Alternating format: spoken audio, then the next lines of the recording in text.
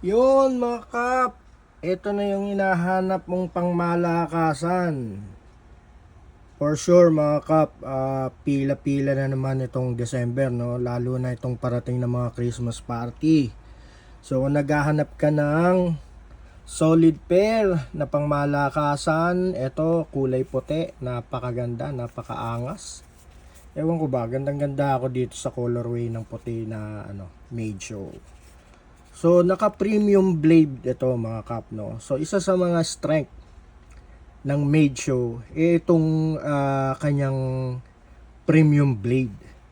Okay, so hindi siya putyo-putyo na blade, talagang premium yung blade, kita nyo naman mga kap.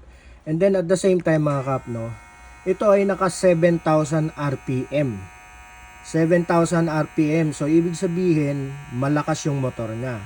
Now, hindi ito yung pinakamalakas. Marami pang mas malakas dito. Pero definitely, enough yung kanyang power para tumabas ng makakapal na buhok. And,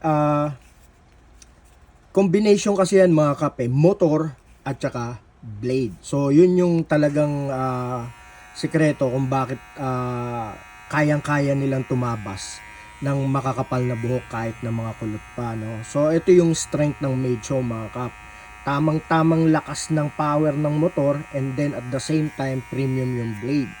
Okay, so solid na solid to mga kap, tipid sa battery, pang heavy duty mga kap. Samahan mo pa nung detailer na T-outliner blade, zero gap. So kung magpe-fade ka, magsisiro ka, magla-line up ka, perfecto mga kap, no? Solid na solid tong Meidjo M11.